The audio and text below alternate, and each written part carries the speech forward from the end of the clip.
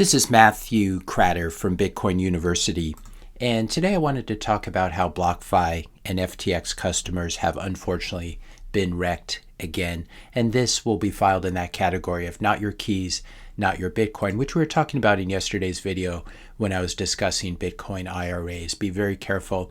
Don't let someone else hold the keys to your Bitcoin. It's much better to use a multi-sig solution, as I talked about in this video. This was something that I warned a lot about in 2021 and early 2022. These warning videos about, is BlockFi about to implode?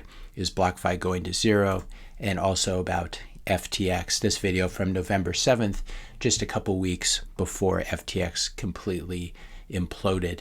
Now, unfortunately, we're seeing some of the damage spread, and BlockFi customers who thought that they may have had a chance to get some of their Bitcoin back have now lost a court case in this bankruptcy case, where the bankruptcy judge has basically concluded that BlockFi users gave up all legal rights to their Bitcoin by depositing them on BlockFi, and all of that Bitcoin now belongs to BlockFi, i.e. to the bankruptcy. Moral of this story is your Bitcoin on an exchange or lending platform like BlockFi does not belong to you. It's no longer a bearer asset that you control, as it is when you hold it in cold storage or you hold your own private keys. Your Bitcoin, if you're still holding it on Coinbase or Kraken or Gemini or Binance or some app, that Bitcoin is not yours, especially if one of those exchanges goes bankrupt. So if you haven't withdrawn your Bitcoin to hold it on a hardware wallet like a Cold Card or a Blockstream Jade, I would encourage you to do that right away, because this does set a legal precedent for how Bitcoin will be treated on exchanges in the case of a bankruptcy. And then we also learned yesterday that the IRS, which is the tax collection service in the US, has filed a claim against the FTX bankruptcy, and these claims are worth $44 billion. There's a $20 billion claim against Alameda Research, and it looks like they have some unpaid taxes. I'll link to this link in the description notes below. You can see here, for example, the IRS, Department of the Treasury, under the IRS claiming $20 billion worth of claims. So what this means, many of these claims are actually senior to many other claims in the bankruptcy. The IRS always makes sure that it gets paid first. So this is definitely bad news for previous customers of FTX. I like this tweet from Jameson Lopp saying, imagine getting rugged by SBF. Then just when you're thinking you're going to get half your money back, the IRS steps in to rug the rest. That's the problem with these bankruptcies. The vultures descend, the IRS descends, the bankruptcy lawyers get paid a lot, etc. And it's usually the customers that are just left with pennies on the dollar, if even that. As I warned in my 2022 videos, recovery rates for customers of bankruptcies like this, like FTX and BlockFi, will unfortunately be very, very low. And when you see headlines like this, it makes me conclude that they're going to be closer to zero than anything else. I also want to take this opportunity to remember all of the quote-unquote Bitcoiners who shelled both of these exchanges, while many people like me were warning people about them. There's Udi Wertheimer, who was promoting his FTX referral link here on June 22nd, 2022. He had many tweets like this, basically saying you should put your coins onto FTX.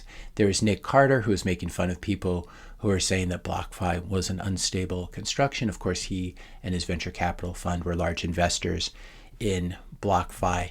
And then, of course, there was Anthony Pompliano, who even refused to apologize to all of his followers after they lost a lot of money after his advertising FTX and BlockFi. He got his followers into both of them, unfortunately. And you have to watch people like this who use Bitcoin as a way of marketing themselves. They put on the laser eyes, they put on the Bitcoin emoji on their Twitter account, and then once something goes wrong, once we enter a bear market, they take off their laser eyes, they remove Bitcoin from their bio. You can watch Pomp as soon as Bitcoin enters another bull market, he'll have his laser eyes back on, he'll add a Bitcoin emoji. So just be careful who you follow, and especially people like Udi Wertheimer, I would say, is, in my opinion, quite a snake if you understand what he's been doing surrounding ordinals and other things like that. So you really have to know these people. You have to follow them over time. Fortunately, people are learning their lessons, whether it's the hard way or the easy way. But this report says that Bitcoin held on exchanges, on Bitcoin and crypto exchanges, has just hit a 5-year low. The amount of Bitcoin on exchanges is now at its lowest ratio since December 2017. So eventually people do learn these lessons. Some people have to learn it the hard way, but I hope that you will remember what we've been through over the last couple of years, who was shelling these products and who was not. And I hope you'll also help to remind new Bitcoiners as they come in during the next cycle the importance of holding your own keys, because many of us have lived through this. Fortunately, I and most of you did not have anything on these exchanges, or you were able to get off in time. But new Bitcoiners will be seduced by these products and by their promoters in the next cycle. So it's very important that we remind people, not your keys, not your coins, and just how important this is. If you found this video helpful, be sure to hit that subscribe and like button. Hit the notification bell if you want to be notified when I publish my next video. And let me know your questions and comments in the comment section below. Thanks all for watching, and I'll see you in the next video.